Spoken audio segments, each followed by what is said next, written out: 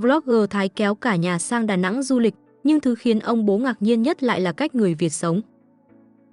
Các bạn thân mến, người Thái quen với việc được khen là thân thiện, là thiên đường du lịch của Đông Nam Á. Nên khi một gia đình Thái lần đầu sang Việt Nam, họ nghĩ cũng chỉ là một chuyến đi bình thường, ăn hải sản, chụp ảnh, nghỉ ngơi vài hôm rồi về. Nhưng chỉ sau 2 ngày ở Đà Nẵng, ông bố của vlogger Timmy phải lặng người nói, người Việt không cười để làm du lịch. Họ cười vì họ thật sự vui. Câu nói đó như tóm gọn toàn bộ hành trình. Giữa thành phố biển mưa nhẹ, người dân vẫn chào khách bằng nụ cười hiền. Grab không có kè, cô bán hàng trả lại tiền thừa, nhân viên khách sạn rẻ tiền vẫn cúi đầu chào như thể đang đón người thân. Những điều nhỏ bé ấy khiến ông bố Thái ngỡ ngàng, vì ở Bangkok, du lịch đã trở thành công nghiệp, còn ở Việt Nam, nó vẫn là tấm lòng. Timmy bảo, điều khiến cả nhà nhớ nhất không phải là cầu rồng hay bà Nà Hills, mà là cảm giác được sống giữa những con người bình dị, trung thực và dễ mến đến mức không cần cố tỏ ra thân thiện. Và có lẽ, cũng chính từ chuyến đi đó, ông bố hiểu rằng, có những thứ Thái Lan từng tự hào, thì hôm nay, Việt Nam lại đang làm tốt hơn, sống thật, sống vui và sống vì nhau. Cả nhà tưởng tượng này, Timmy dẫn bố mẹ từ Bangkok bay sang Đà Nẵng bằng hãng Thai AirAsia, chuyến bay cất cánh từ sân bay John Maang lúc 4 giờ chiều. Chỉ 1 tiếng rưỡi sau, lúc 5 giờ 30 phút chiều, cả nhà đã đáp xuống sân bay quốc tế Đà Nẵng. Nhanh như cái chớp mắt, kiểu vừa lên máy bay, ăn miếng bánh, uống miếng nước là tới nơi rồi. Nhưng mà vừa bước ra khỏi sân bay, trời Đà Nẵng đón cả nhà bằng một màn mưa lất phất, đúng kiểu thành phố mưa không thua gì Sài Gòn. Timmy cười bảo, tưởng Đà Nẵng chỉ có nắng vàng biển xanh, ai ngờ mưa cũng lãng mạn phết. Ông bố của Timmy thì ngó trời mưa, nói, ở Thái Lan mưa là bình thường, nhưng mưa Việt Nam có gì đó thân thiện hơn, không hiểu sao. Cả nhà phá lên cười, mới tới mà đã thấy yêu Đà Nẵng rồi. Thủ tục nhập cảnh mất khoảng 35 phút, không quá lâu nhưng cũng đủ để cả nhà đứng xếp hàng, ngáp vài cái. Timmy dặn mọi người đi tự túc nên chuẩn bị tinh thần, nhất là nếu sân bay đông, có thể chờ lâu hơn tí. Ra khỏi sân bay, việc đầu tiên là phải mua sim 4G để lướt TikTok, YouTube, Facebook cho đã. Nhưng đời không như mơ, sim trong sân bay mắc hơn ngoài chợ nhiều. Trong sân bay, sim 4G giá 350.000 Việt Nam đồng, còn nếu chịu khó đi ra ngoài, rẽ trái tới quầy đổi tiền thì chỉ tốn 200.000 đến 220.000 Việt Nam đồng. Timmy khuyên luôn, đừng dại mà mua sim trong sân bay, đi ra ngoài rẻ hơn, không bị chặt chém đâu. Ông bố nghe xong gật gù, người Việt làm ăn thông minh ghê, giá rõ ràng, không lằng nhằng như mấy chỗ khác. Cả nhóm gọi Grab để đi từ sân bay về khách sạn Quang Minh Hotel, nằm ngay gần cầu Rồng, biểu tượng siêu chất của Đà Nẵng. Khách sạn này vị trí đỉnh của chóp, nhìn ra cầu Rồng phun lửa phun nước, đi bộ vài bước là tới chợ đêm, tiện ơi là tiện. Giá phòng thì siêu hời, 4 triệu Việt Nam đồng cho 4 người, ở 3 đêm, tính ra mỗi người có 1 triệu đồng thôi, không kèm ăn sáng. Timmy bảo khách sạn sạch sẽ, nhân viên cười tươi, lúc nào cũng sẵn sàng giúp đỡ. Ông bố ngạc nhiên, khách sạn rẻ mà dịch vụ tốt thế này, ở Thái Lan khó tìm lắm. Cả nhà check-in xong, để hành lý, rồi bắt đầu thấy đói bụng, thế là lên Google Maps tìm quán ăn gần đó. Sau một hồi lướt Google Maps, cả nhóm tìm được một quán hải sản siêu đông khách, có review xịn từ cả người Việt lẫn người Thái. Quán này nằm gần khách sạn, không khí nhộn nhịp, mùi đồ ăn thơm lừng bay khắp nơi. Cả nhà gọi một bàn tiệc hải sản hoành tráng, cơm chiên hải sản, tôm xào xả ớt, mực xào tỏi, hàu nướng và thêm mấy món phụ khác. Cơm chiên thì hạt cơm rời rạc, thơm lừng, giống kiểu cơm chiên ở Thái Lan, ăn vào là thấy đúng gu. Tôm, mực, hàu thì tươi rói, xào xả ớt hay xào tỏi đều đậm đà, ăn kèm nước chấm hải sản kiểu Việt Nam, mặn, ngọt, cay, đúng chuẩn làm cả nhà suýt xoa. Timmy còn khoe, nước chấm này cay mà ngon, kiểu vừa ăn vừa hít hà, đúng vibe Việt Nam. Tổng thiệt hại cho bữa tối 4 người, kèm 5 lon bia mát lạnh là 1.156.000 Việt Nam đồng, chia ra khoảng 342.000 Việt Nam đồng một người. Ông bố trầm trồ, ăn ngon thế này mà giá rẻ hơn Bangkok, người Việt đúng là biết cách sống hưởng thụ. Ăn xong, cả nhóm kéo nhau đi dạo chợ đêm Sơn Trà, cách khách sạn có vài bước chân. Chợ này đông vui như hội, bán đủ thứ từ đồ ăn đường phố, hải sản nướng, đến đồ lưu niệm giá rẻ như áo phông, nón lá, vòng tay. Không khí buổi tối mát mẻ, gió thổi lồng lộng, đi dạo chill chill, cả nhà vừa đi vừa ngó nghiêng, mua vài món quà nho nhỏ. Ông bố ngắm người dân bán hàng, cười nói rôm rả, bảo người Việt ở đây vui vẻ ghê, bán hàng mà cứ như đang trò chuyện với bạn bè, không thấy áp lực gì cả. Timmy thì bảo bố mẹ rất hào hứng, cảm thấy đi tự túc thế này không khó chút nào, kể cả với người lớn tuổi. Ngày 2, cà phê ngọt 200 độ, phở Việt Nam và bay lên Bà Nà Hills. Sáng ngày thứ hai, Timmy với Park dậy sớm để bố mẹ ngủ nướng thêm tí cho khỏe. Hai bạn trẻ kéo nhau đi Highlands Cafe, chuỗi cà phê quốc dân của Việt Nam, kiểu như Amazon ở Thái Lan. Họ gọi mấy ly cà phê signature, chắc là cà phê phin hoặc cà phê sữa đá, nhưng vừa uống một ngụm là Timmy kêu trời. Ngọt xỉu luôn, ngọt gấp 200 lần cà phê Thái, kiểu như ba cô gái Phetchaburi cùng chưng cất đường vào đây. Xong ly cà phê, cả nhà đi đổi tiền ở một tiệm vàng gần chợ Hàn, một điểm đổi tiền nổi tiếng ở Đà Nẵng. Đổi 3.000 bạt được khoảng 2,4 triệu Việt Nam đồng. Timmy dặn kỹ, đổi ít thôi, đừng đổi nhiều quá, không dùng hết là phí. Ông bố gật gù, người Việt làm ăn rõ ràng, đổi tiền xong còn đưa hóa đơn, ở Thái Lan không phải chỗ nào cũng thế đâu. Sau đó, cả nhóm ghé quán phở Hồng, một quán phở được nhiều YouTuber Việt khen ngợi. Quán này đông khách, mùi phở thơm lừng bay khắp nơi. Cả nhà gọi phở gà, phở bò, bánh ướt cuốn thịt nướng, kèm rau thơm như húng quế, giá đỗ và nước chấm mắm nêm đặc trưng. Phở thì nước dùng ngọt thanh, thịt mềm, bánh ướt thì mỏng, cuốn với thịt nướng thơm lừng. Tổng chi phí cho bữa sáng là 660.000 Việt Nam đồng, chia ra khoảng 200.000 Việt Nam đồng một người. Timmy bảo phở ngon, nhưng không quá đặc biệt, kiểu nếu không tiện thì tìm quán khác cũng được, Đà Nẵng thiếu gì quán ngon. Ông bố thì mê mẩn nước chấm mắm nêm, nói nước chấm này lạ mà ngon, người Việt đúng là biết cách làm đồ ăn đơn giản mà hấp dẫn. Buổi trưa, cả nhà lên Bà Nà Hills, điểm đến must go của bất kỳ ai tới Đà Nẵng. Họ đặt vé qua club, bao gồm cáp treo khứ hồi, buffet trưa và chơi các trò ở Fantasy Park. Ngồi cáp treo lên Bà Nà, cả nhà mê mẩn cảnh núi non hùng vĩ, nước rơi lấp lánh và toàn cảnh thành phố Đà Nẵng từ trên cao. Không khí trên đỉnh mát lạnh, dễ chịu, khác hẳn cái nóng như thiêu dưới thành phố. Ông bố đứng ngắm cảnh, trầm trồ, người Việt xây được cái cáp treo dài thế này, lại còn giữ cảnh thiên nhiên đẹp thế, đúng là giỏi. Timmy thì khoe, lên đây như lạc vào xứ sở thần tiên, mát mẻ, cảnh đẹp, quên luôn cái nóng dưới kia. Điểm nhấn đầu tiên ở Bà Nà là cầu vàng, cái cầu với hai bàn tay khổng lồ nâng lên, nhìn như trong phim Hollywood. Cả nhà chụp ảnh check-in, may mắn đi sớm nên chưa đông.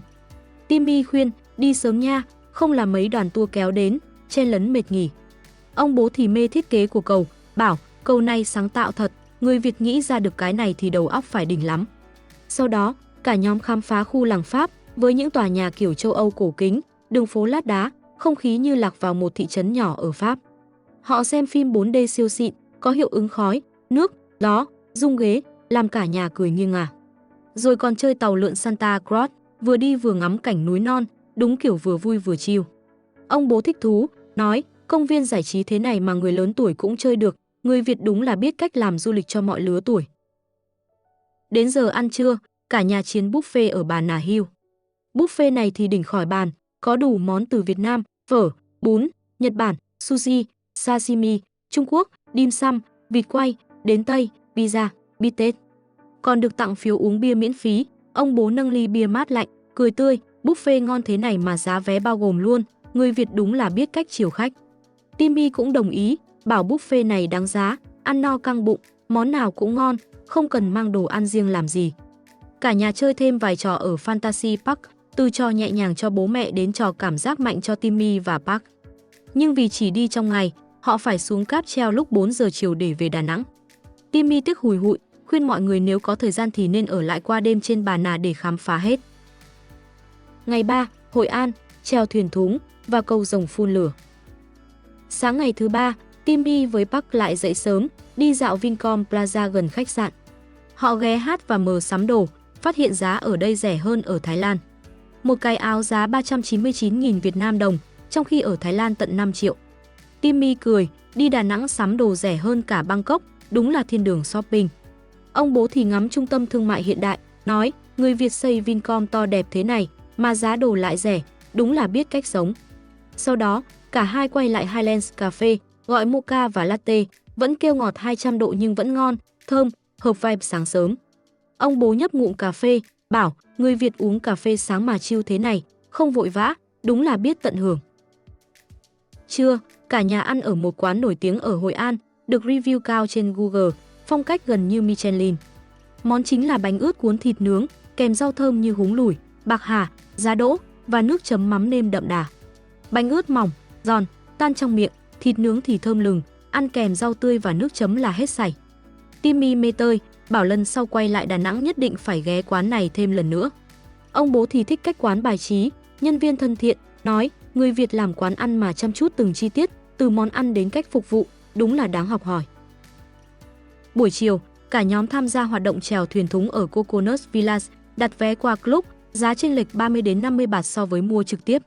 Hoạt động kéo dài 35 đến 40 phút, chèo qua rừng dừa nước xanh mướt, có cả phần nhảy múa, giao lưu với người dân địa phương.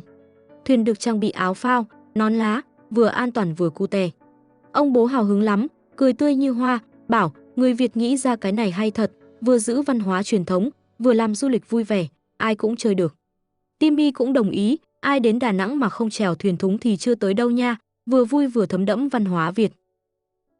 Sau đó, cả nhà đến Hội An, thành phố di sản thế giới với những con phố cổ kính, đèn lồng rực rỡ.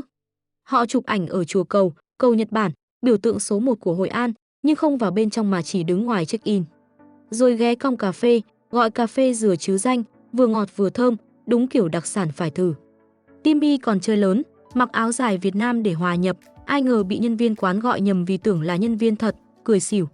Ông bố thì mê không khí Hội An, nói người Việt giữ được phố cổ đẹp thế này, vừa cổ kính vừa nhộn nhịp, đúng là biết trân trọng lịch sử. Sau đó, cả nhóm lên một quán cà phê rooftop để ngắm toàn cảnh Hội An. Chỉ cần gọi một ly nước là được lên sân thượng chụp ảnh, nhưng trời nóng như lò thiêu, Timmy nhắc nhở mọi người phải mang ô, mũ, kem chống nắng đầy đủ. Ở Hội An, họ còn mua đồ lưu niệm, gặp một cô bán hàng siêu dễ thương, trả lại tiền thừa khi cả nhà đưa nhầm tờ 100.000 Việt Nam đồng thay vì 10.000 Việt Nam đồng. Ông bố cảm động lắm, bảo người Việt trung thực thế này, ở đâu cũng khó tìm, đúng là đáng quý. Tối thứ Bảy, cả nhóm về Đà Nẵng để xem cầu rồng phun lửa và nước lúc 9 giờ tối. Cảnh tượng hoành tráng, lửa phun đỏ rực, nước bắn tung tóe, cả nhà đứng xem mà mắt chữ A mồm chữ O. Ông bố trầm trồ, người Việt làm được cầu rồng thế này, lại còn tổ chức phun lửa miễn phí cho dân xem, đúng là biết cách làm du lịch ấn tượng. Sau đó, họ quay lại chợ đêm Sơn Trà, ăn thêm hải sản nướng, mua vài món đồ lưu niệm và tận hưởng không khí nhộn nhịp buổi tối. Ngày 4, chùa Linh Ứng, mua sắm và tạm biệt Đà Nẵng. Ngày cuối, cả nhà check out khách sạn, gửi hành lý, rồi đi dạo quanh khu vực cầu rồng để chụp ảnh. Họ ghé Highlands Cafe lần nữa, gọi cà phê sữa đá để boost energy, vì trời Đà Nẵng nóng như 1 triệu độ Fahrenheit. Ông bố nhấp cà phê, bảo người Việt uống cà phê sáng mà bình yên thế này, không vội vã, đúng là biết cách sống chậm.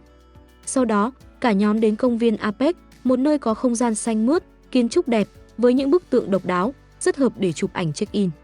Ông bố thích thú, công viên miễn phí, sạch sẽ, mà người dân ai cũng vui vẻ, đúng là Đà Nẵng đáng sống thật.